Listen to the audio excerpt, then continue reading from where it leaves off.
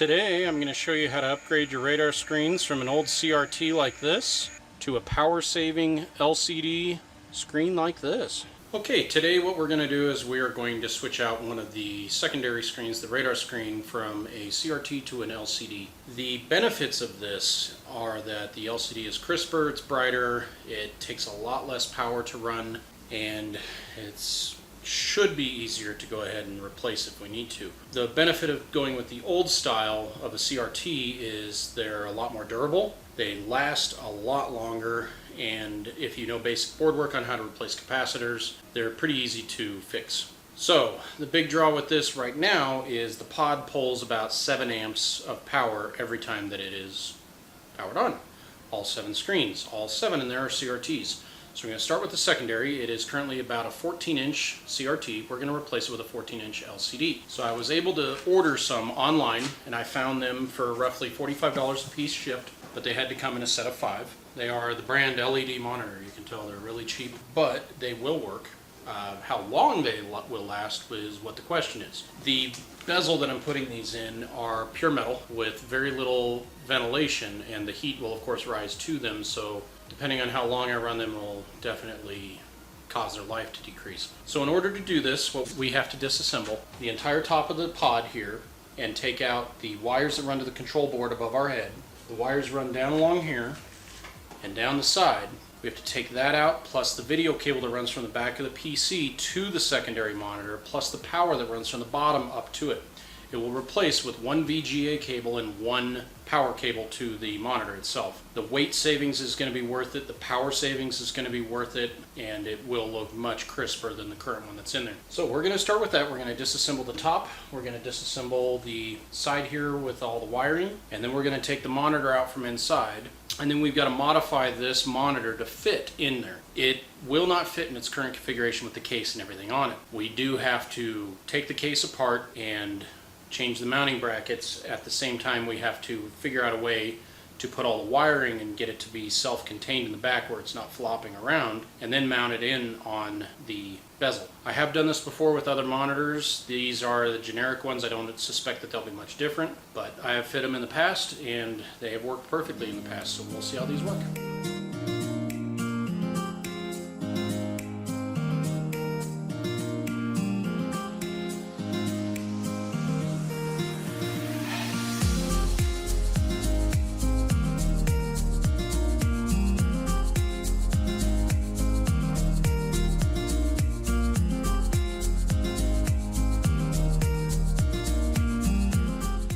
Alright, so what I've been doing is following this wire. You saw briefly, or maybe you may have only been able to see in the back of me, but above your head is this panel, and there was a control board that ran its wire all the way through here, all the way down, over, and then it comes through this hole here, and all these zip ties I was undoing and redoing as I pulled the wire out, and then you can see that it goes into where the secondary is down here. I also got the one from the back of the PC, so I have the VGA cable and the other line here. So now I'm going to move to the inside now that I have the cables loose, and I'll be able to pull the secondary monitor out. All that I've done so far is just pulled the bolts out, and that's it. Okay, so 90% of this pod can be taken apart with just a 1/4 inch and a 7/16. Everything except the carriage bolts can come out with that. In order to get the secondary out, there's this smoked plexi screen that is just 4 1/4 inch bolts, and it comes off.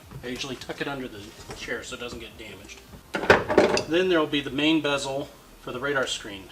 There will be an additional up to 6 bolts of 1/4 inch that hold this in. This is wired up and there is very little room for it, so it's kind of tricky to get it in and out. What I typically do is I pull from the bottom, and then I bring the wires around these connectors on the mounts on the side, just like that. You can see these mounts on the side and they'll catch the wires.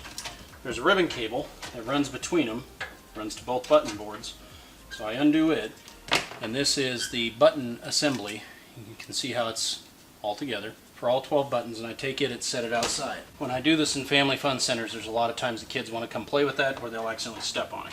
What I do with the ribbon cable next is I typically will bundle it up very loosely because we don't want to pinch it, and I'll tuck it into an MFD up here, up out of the way.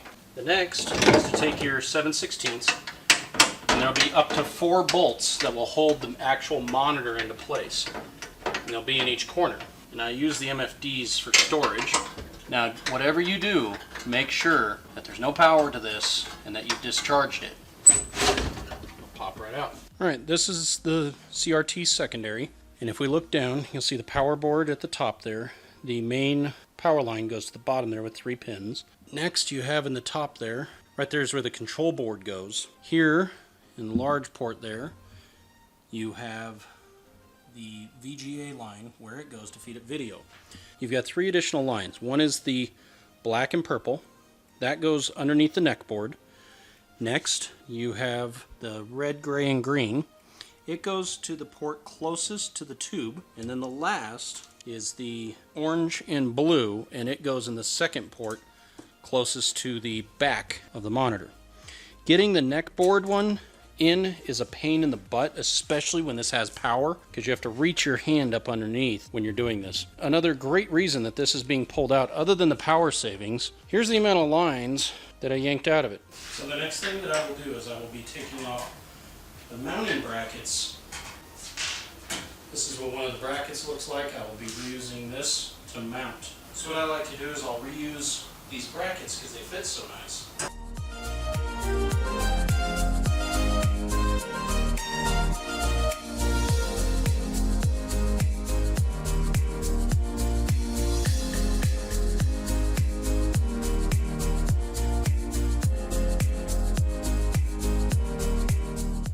Alright, so let's unbox it.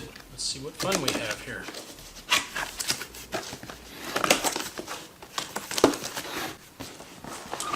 On this side we have our power lines. Oh yeah, this one feels cheap. Yeah, it's super cheap. It feels like it might weigh... it weighs about the weight of the plastic itself. Well, the nice thing is they've got a cover on it. Warning, danger, high voltage inside. Do not open back cover. There is no user serviceable parts inside.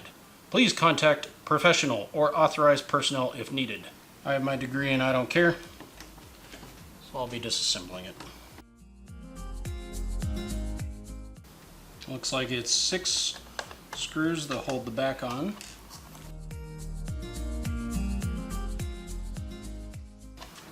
The back should just snap off now, or the front will clip off.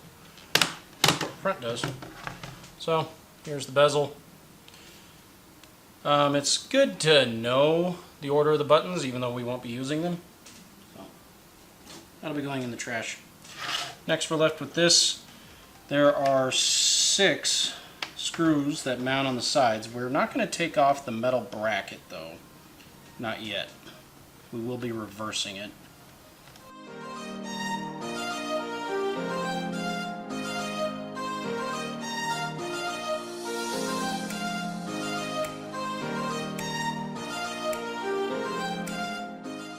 There's all 6 of our little screws.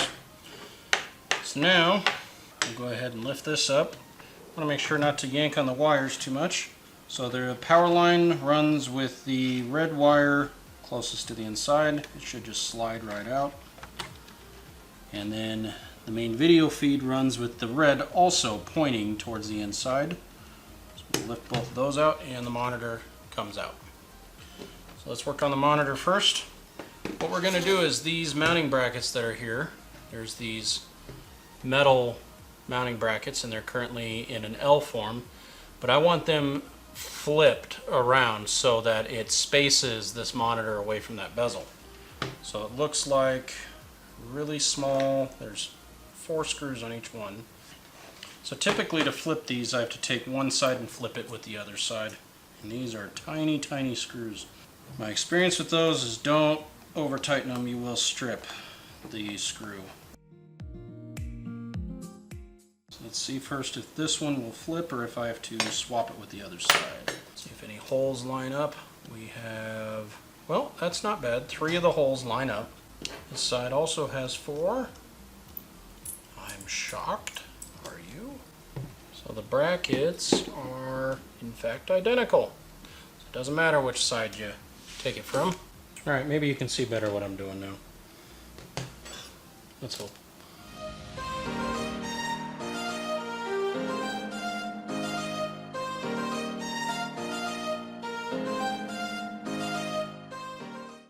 This side we can actually get all four in. There's our monitor now. We haven't removed the cover on it, the cellophane, and we have flipped the brackets to where they are now with the lip on the monitor side. So when it mounts into the pod, the bottom of the monitor needs to be to the left side. You can tell the bottom of the monitor because it has the power cable. We'll be mounting it this way with peel off in the bottom right. So we'll take this, set it out of the way. We are done with the monitor now. Next, we're going to tear apart this. So we have to move this control board, and it looks to me like they gave us plenty of additional mounting choices up here. What would be nice is if this matches up to any of those holes up there. Even if one does, we'll see.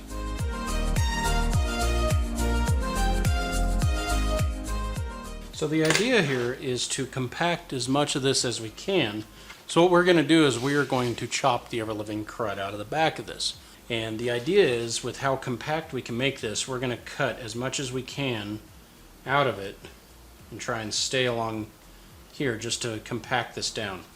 I like to keep as much of this as I can that'll fit in there because of how everything mounts, and I know there's no kinks. Plus the power and the VGA will be easy to plug in. I don't have to relocate those. So let's get our marker and our Dremel and start marking out how we're going to do this.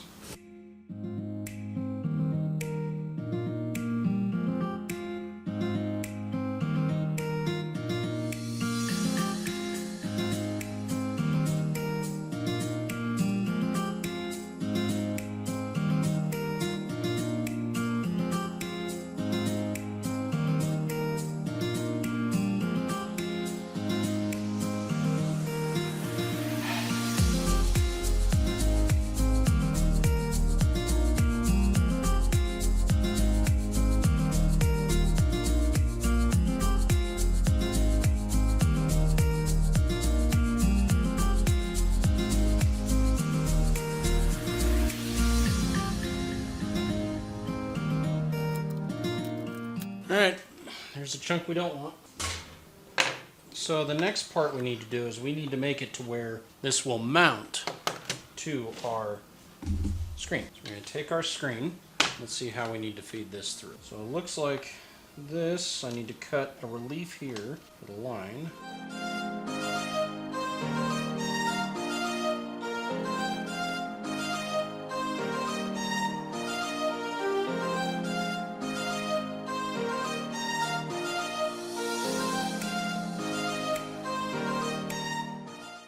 Hot, melty plastic. Okay, so now we have that. Our board's looking like Swiss cheese. And the way we had this, let's see if that now fits through much better. This guy come all the way over. That now looks like we have some mounting room. The issue is, I think we need to bring this guy over a bit. Right about there. Okay, so now we can tape it down. Next thing I'm going to do is grab the power cable and attach it, and I'll tape it down so it doesn't take a chance of popping out. That guy's on. Let's grab our VGA line. Alright, that seems pretty dang secure. Doesn't feel like it's going to go anywhere. So let's go drop it in the pod. So a smart man would have tested this prior. So let's plug our power in. It should just lay on it. Look at that. Barely. But it does. So we'll double check that we have our bottom right, we do, bottom left. Okay, so now what we're going to do is we're going to mark this. This should be 2 inches on each side to be level. So what I do next is I'm going to mark through these holes where this needs to go. And then to hold it in place, Now this won't be its permanent hold. Its permanent hold will be a friction fitting with the bezel itself. But this will assist with just making sure it doesn't shift when I go to do that. Now the way this is working is that the lip comes over the bracket a little bit, and then when we put the bezel on it, we'll smash that into it and actually hold it on each side. The bezel itself screws into here. Now this doesn't move, not unless I really pull on it. It's being held in with electrical tape at the moment. So, we can lose our safety goggles. So next is this ribbon cable. So the way the ribbon cable goes is it plugs into one side of that button board, then the other. So I'm going to run it behind so it completely hides it. There we go. Now we'll grab our button board bezel. Plug in one side here.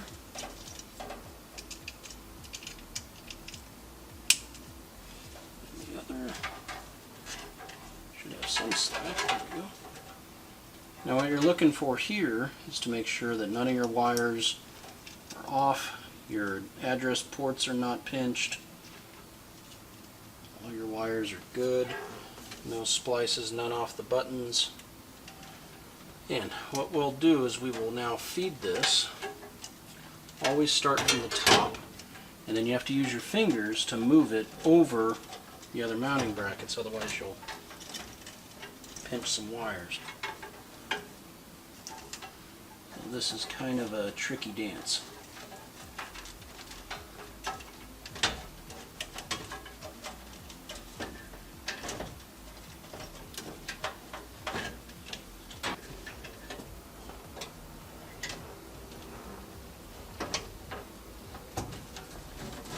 There we go. All of that fits really nicely.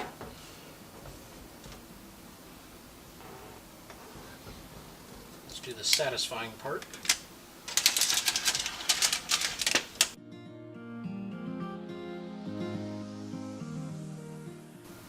So with this, we're reusing the majority of the hardware.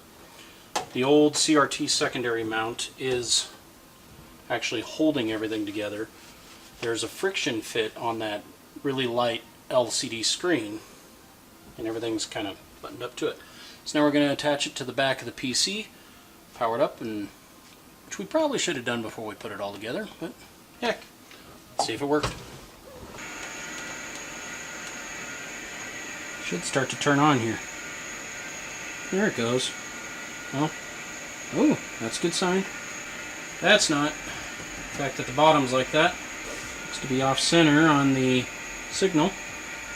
It looks like the whole thing's raised up. Yes, it definitely is. The entire image on it is to the left of what it would be. So I'm going to try and power it off and power it on first, just the monitor. See if that fixes it.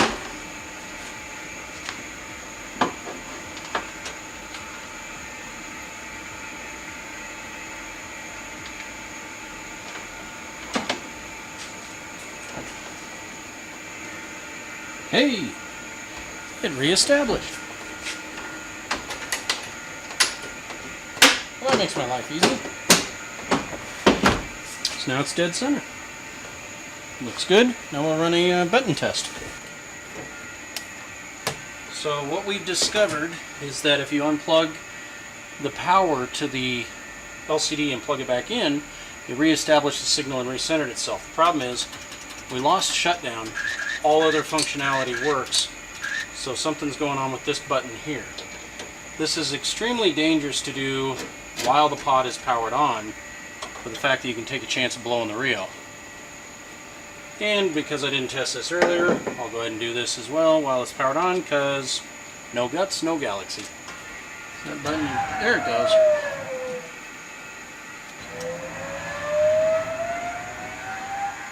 Looks like a loose connection on the button itself, something crossing over. Test everything again.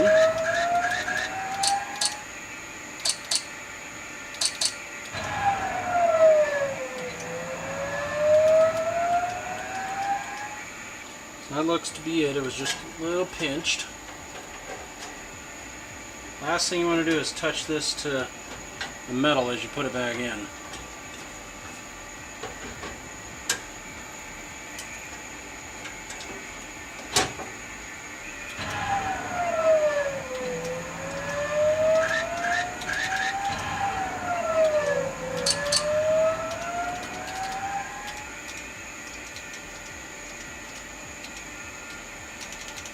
Okay, it'll work again. Button it back up. Alright, we are good to go. Functionality works again. The only thing we have to do now is clean the main screen since we zip tied and pulled that wire and knocked a bunch of crap down on it. Headshot of Thor here. Oh, I missed. Here we go. Awarded. Alright, so there you go. That's how to change out your CRT to an LCD secondary.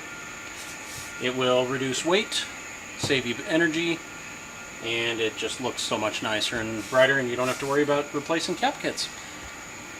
$45, great savings. Hopefully get it back in power. Thanks for tuning in.